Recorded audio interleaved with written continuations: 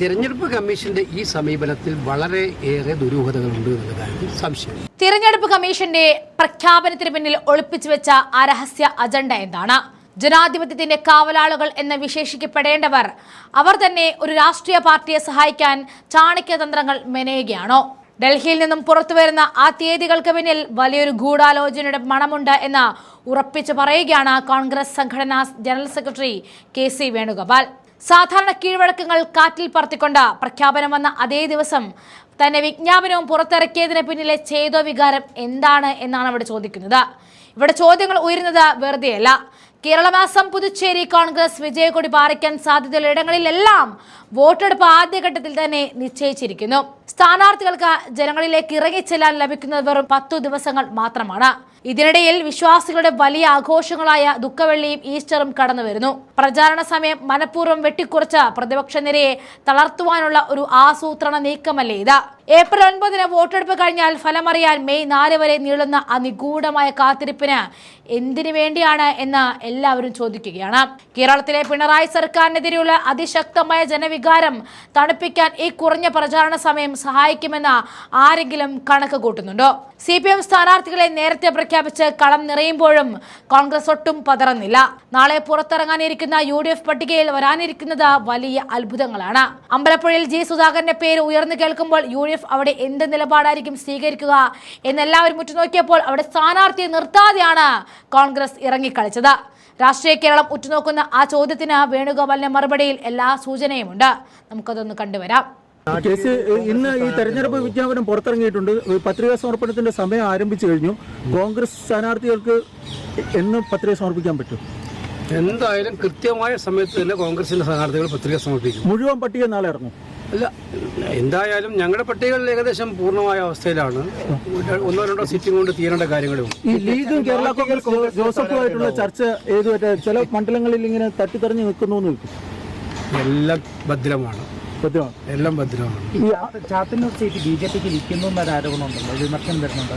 അല്ല, ആരോപിക്കുന്നവർക്ക് എന്താ എല്ലാവരും അല്ലെ? മണിക്കൂറുകൾക്കുള്ളിൽ CPM സ്ഥാനാർത്ഥികളെ പ്രഖ്യാപിച്ച് കളം നിറയാണ്. ഒരു ഓളം ഉണ്ടായതായിട്ട് തോന്നുന്നുണ്ടോ? ഒരു കാരണവശാലും അങ്ങനെ തോന്നുന്നില്ല. കാരണം ഇത് കേരളത്തിലെ ഗവൺമെന്റ് ഏറ്റവും കടുത്ത ആന്റി ഇൻകംബൻസി നേരിടുന്ന ഗവൺമെന്റാണ്.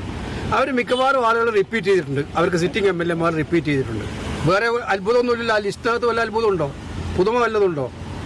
കഴിഞ്ഞ 5 വർഷക്കാലം ഈ കേരളത്തിലെ ഗവൺമെന്റ് ജനങ്ങളെ ഉപദ്രവിച്ചതാണ്. അതിന്റെ ഭാഗമായി ഇന്നവരാണ് അവരെല്ലാം. അവരെ റിപ്പീറ്റ് ചെയ്യാൻ അവർക്ക്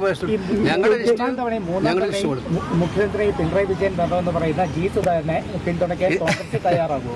അപ്പോൾ ഇതിനകത്ത് നിങ്ങൾ മനസ്സിലാക്കേണ്ട ഈ തെരഞ്ഞെടുപ്പ് പ്രഖ്യാപനത്തെ കുറിച്ച് എനിക്കൊരു വാചകം പറയാം. കാരണം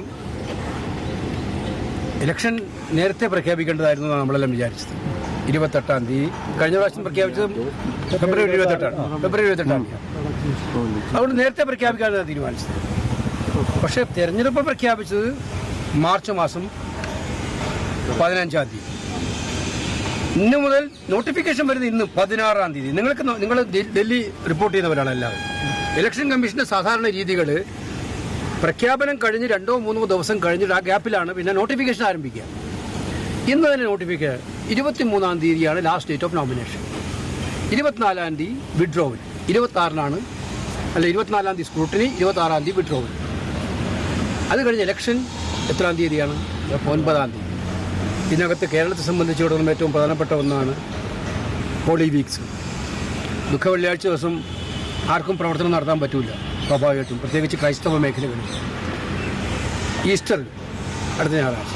അപ്പോൾ ഫലത്തിൽ 10 ദിവസമാണ് ഒരു സ്ഥാനാർത്ഥിക്ക് പ്രചരണം നടത്താൻ കിട്ടുക. സ്ഥാനാർത്ഥിയാണല്ലോ പ്രശ്നം. രാഷ്ട്രീയ പാർട്ടിയുടെ മാത്രമല്ലല്ലോ, പൊളിറ്റിക്കൽ ഒരു കാൻഡിഡേറ്റിന് 10 ദിവസമാണ് കിട്ടുക. ഇതിൻ്റെ ഒരു രസം മനസ്സിലാക്കേണ്ടത് കൗണ്ടിങ് എപ്പോഴാണ്? മെയ് 4-ാം തീയതി. പിന്നീട് ഏപ്രിൽ 9-ാം തീയതി കഴിഞ്ഞ് മെയ് 4-ാം തീയതി വരെ കൗണ്ടിങ്ങിന് കാത്തു നിൽക്കണം.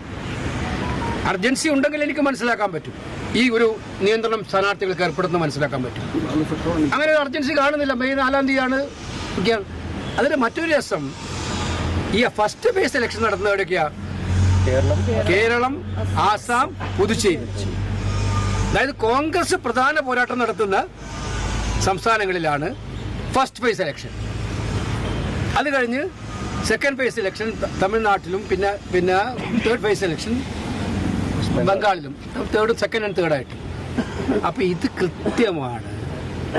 ഈ തെരഞ്ഞെടുപ്പ് തീയതി പ്രഖ്യാപിച്ചത് സ്ഥാനാർത്ഥികളുടെ തെരഞ്ഞെടുപ്പ് പ്രചരണ സമയം വെട്ടിക്കുറക്കാനും അതുപോലെ കോൺഗ്രസിന്റെ പ്രചാരകരായ നേതാക്കന്മാരെ ലിമിറ്റ് ചെയ്യിപ്പിക്കാൻ വേണ്ടിയിട്ടുള്ള ക്ലിയർ ആയിട്ടുള്ള സമീപനമാണ് ഇലക്ഷൻ കമ്മീഷന്റെ ഭാഗത്ത് ഉണ്ടായത്. ഇത് പല ഘട്ടത്തിലും നമ്മൾ കണ്ടുകൊണ്ടിരിക്കുകയാണ്. ഹരിയാന, മഹാരാഷ്ട്ര ഇലക്ഷൻ ഈ ഡേറ്റിന്റെ കാര്യത്തിൽ. കാരണം കേരളത്തിൽ എല്ലാവർക്കും അറിയാം, ഇതിപ്പോൾ 4 ദിവസം മാറ്റി വെച്ചതുകൊണ്ട് 4 ദിവസം നീട്ടി വെച്ചതുകൊണ്ട് ഒരു പ്രശ്നമില്ല, ഒന്നും സംഭവിക്കാൻ പോകുന്നില്ല. ഏപ്രിൽ 9 മണ്ഡലം ഏപ്രിൽ 15 കഴിച്ച എല്ലായിടത്തും സിംഗിൾ ഫേസ് ഇലക്ഷൻ നടത്തുന്നത്, മറ്റങ്ങ് ഫേസ് വെച്ച് ഇലക്ഷനാണ് നടത്താറുള്ളത്. ബംഗാളിൽ മാത്രമാണ് 2 ഫേസ് ഇലക്ഷൻ.